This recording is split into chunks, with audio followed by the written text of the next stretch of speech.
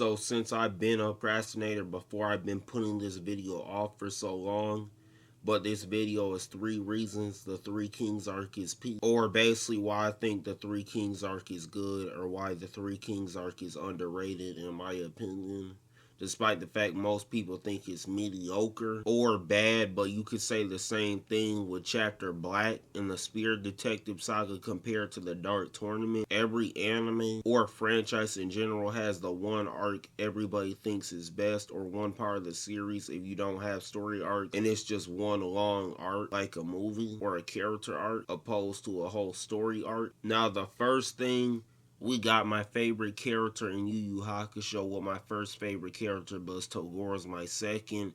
And technically, you could say Ryzen, aka Mazoku Yusuke, which is basically kind of the same character as my third, because, yeah, I like Yusuke's character, but I just don't like his haircut until his ancestor, Ryzen, the Mazoku, takes over his body and just makes his hair cool, like SSJ3 Goku, Raditz. Obviously, I'm never going to make a video on the Spirit Detective Saga, but there's no need, because majority of the things in Spirit Detective Saga are basically re-explained in all 3 of my current Yu Yu Hakusho arc reviews, and even in those arcs when you're watching or reading the series.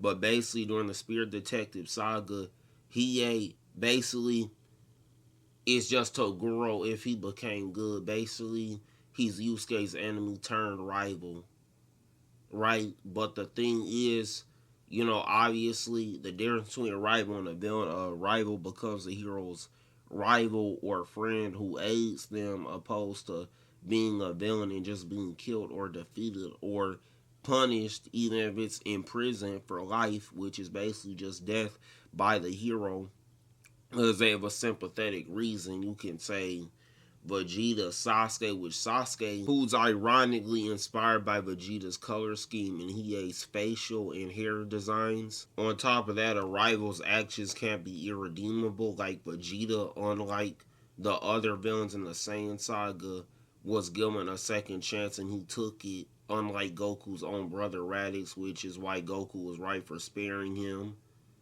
Unlike Raditz and Nappa, well, Nappa technically was forced to take the second chance, but he probably wouldn't have took it, but he didn't get a chance to, was Vegeta betrayed him and killed him. But Nappa had it coming. He was a bad dude. And Sasuke really didn't do nothing irredeemable. Yeah, he did do, you know, crimes against bad people who are legally running the government. The only thing he did was torture hostages like Karin, who loved him, but obviously, you know, was puppy love. They was just kids then. Well, technically teenagers, which is an older kid or a young adult. So adults, I don't know, depends on your country.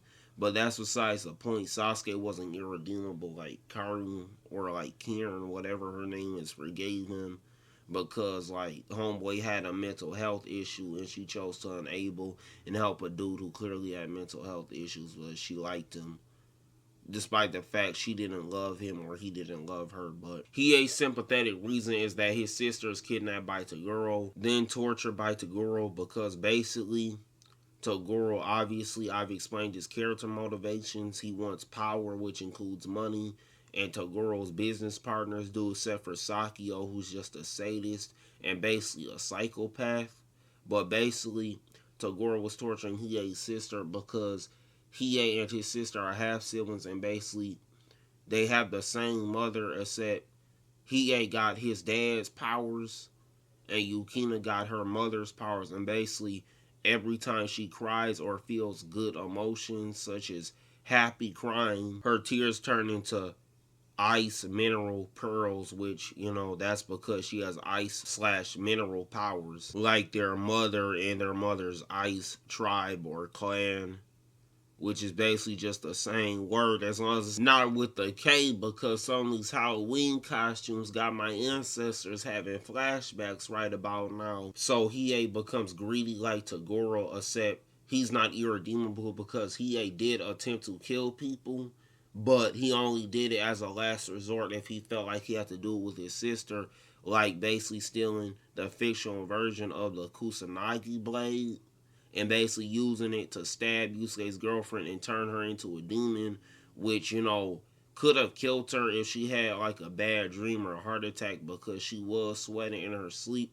But that obviously wasn't Hiei's intention. He wanted her to use the demon third eye to find Hiei's sister. After that, during the Dark Tournament, Hiei's fights and moves were cool. He never lost a fight in the Dark Tournament, and nobody did nothing except for Yusuke in terms of character arc or fights in the chapter Black arc.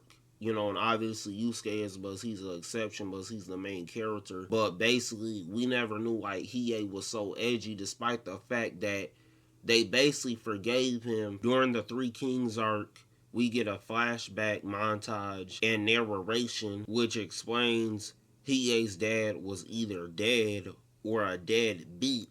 Okay, that's not funny. And the same thing happened with his mother's side of the family, because his mother's side of the family found out that Hiei's dad wielded fire powers, and obviously they're an ice tribe or clan. So basically, they threw Hiei on some bandit's porch. On top of that, it's explained Hiei's mother didn't want to abandon him, and basically when a member of the ice tribe that Hiei's mother's side of the family and sisters a part of has kids, they shed 2 tears which turn into ice mineral or whatever, and basically every member of Hiei's mother's tribe basically gives one to somebody they love. So basically, Hiei lost his while in a fight with a bandit, and Hiei was fighting the bandits basically to gain enough money to get a procedure from the demon doctor Shigure, which obviously is carried by Deborah and Yomi's English voice actor. This procedure basically gave Hiei his third eye, which he uses to watch his sister to make sure she's safe from a distance.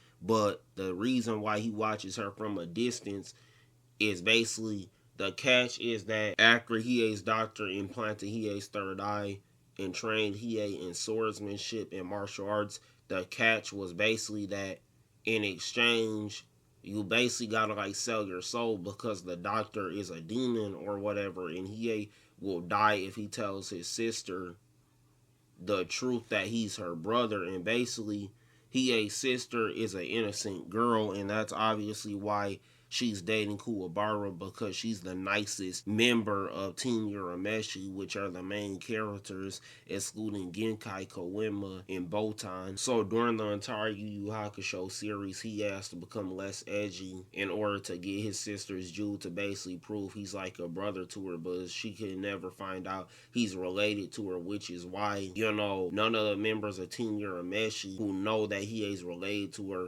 can never tell, Hiei's sister that she's related to him. So Hiei and one of the Three Kings, who was basically Hiei's girlfriend, who has the same backstory as Hiei and character arc as Hiei, which is why they're dating during the Three Kings arc, basically stole Hiei's ice mineral from the bandit that stole it from Hiei during a war before the current war between the Three Kings. And during the Three Kings arc, Hiei basically has to help his girlfriend, who's helping him, with her character arc. And obviously Hiei's my favorite character, so his girlfriend is too. On top of that, the Three Kings arc is a war between the Three Kings within the demon world, which makes his arc peak in terms of world building, unlike the other Yu Yu Hakusho arcs. Now, the next thing people were mad about this arc is they're mad that this arc was rushed, because obviously it was supposed to be a war arc, but then they changed it to a tournament / a battle royale arc. But the thing is, basically, instead of a war, they had basically a 5 Kage summit or a United Nations type of meeting, and basically all of the Three Kings basically decided, since all of the Three Kings apprentices were the 3 main characters of Team Urameshi, Yusuke, Hiei, and Kurama, who were friends, they basically signed a peace treaty, and basically instead of a war, they would have a battle royale, which is basically just the demon world's version of the presidential election. Basically a democracy, which Yusuke ironically knows about. But I mean, hey, the linguists will study when they gotta save the worlds. But that's basically besides the point. Back to the topic A battle royale and a war is the same thing. A battle royale is just a war in a tournament. People are still mad at this. Like, have you not heard of Apex Legends, Fortnite, Warzone, PUBG? Battle royale games are literally battle royales, wars, and tournaments. So it's okay when a shooting game does a battle royale, but when an anime or an anime video game does it, it's a problem. Except these same guys who watch anime are the same guys playing battle royales. I would know because I'm one. I'm not gonna get into Kurama's character in any video or any future video because, you know, obviously I've explained Kurama from Naruto in my Jiraiya's trash video, and obviously the Kurama from Naruto is inspired from the Kurama from Yu Yu Hakusho, and Kurama basically has the inner demon trope. But basically Kurama's the apprentice to Yomi, who's the main villain of the Three Kings arc. And basically Yomi is the antithesis to Kurama and Yusuke because during the Three Kings arc, Yusuke's mother has high spirit awareness, but obviously demons can use spirit awareness, but you know, they are spirits and can't really use spirit energy, which majority of people who have high spirit awareness use. And it doesn't make sense you could sense yourself because you're immune. So I don't think demons would have that high spirit awareness or yokai. But Yusuke's father does resemble Yusuke's ancestor Ryzen. So I'm gonna assume due to the resemblance, Ryzen is Yusuke's fraternal great grandfather or one of them. Unlike yokai, who are benevolent and neutral spirits like angels in Christianity or any Abrahamic religion, they're called demons in the English dub. Mazoku are evil and they eat people, except for Mazoku who are dating yokai or humans like Ryzen and Makuro, who basically, you know, either only eat bad humans, they don't need to eat humans, but some do, like Ryzen, and some don't, like Makuro. Obviously, they're different races of Mazoku. So that explains why Makuro doesn't feed off humans and feeds off food, and why Ryzen needs to survive. The reason why, despite the fact Yusuke lost to Yomi, Yusuke and Ryzen, who are a part of Ryzen's crew, basically jumped Yomi after Yusuke mostly injured him and won the Three Kings arc, and basically Ryzen's crew, except for Yusuke and Ryzen, who died of starvation because he starved himself due to the fact he had kids with a human, won the battle royale and became the king of Demon World, is because Ryzen trained Yusuke in martial arts, demon energy, and on top of that taught Yusuke and Ryzen's crew nature versus nurture. Ryzen taught Yusuke just because you have family or members of your race who are evil does not mean you need to be evil. People were mad that Ryzen died so fast, which ruins the arc for some people, which doesn't make sense because Yusuke and Ryzen are the same character. They even have the same powers, excluding Yusuke's spirit gun, which he learned from Koenma and basically improved by using the spirit wave form, which he learned from Genkai. Ryzen did teach Yusuke the demon gun though. On top of that, Kurama does parallel Yomi too, and people are mad that Kurama and Yomi didn't fight, but Yomi basically signed a peace treaty because Kurama manipulated Yomi, because Yomi couldn't see and Yomi respected him, into signing the peace treaty, which allowed Ryzen's crew to jump Yomi and beat him. If Kurama didn't manipulate Yomi, then Yomi wouldn't have signed the peace treaty, which means Yomi would have defeated Ryzen's crew because Yomi's country outnumbers Ryzen. I subjectively believe Yomi's a better executed character than Sensui, which isn't the majority opinion, but I believe Yomi objectively has a better reason for being evil, which is why he's a parallel to Kurama and Yusuke, because Yomi used to be Kurama's partner when Kurama led a gang of thieves, which consisted of Kurama, the leader, and Yomi, his second in command. But basically, Yomi believed you shouldn't be completely evil and you shouldn't be smart like Kurama. This led to Yomi having evil tendencies like being greedy, which led to majority of the thieves a part of Kurama and Yomi's gang of thieves being killed. But the reason I'll say Yomi's not evil because he's loyal and because he's dumb. Mostly dumb, not completely dumb. Despite the fact Yomi was loyal to Kurama even though he committed evil actions such as accidentally and purposely getting his fellow gang members killed. Kurama set Yomi up to die and hired an assassin to kill him. This assassin took Yomi's eyes, and basically Yomi's a blind martial artist, which is cool.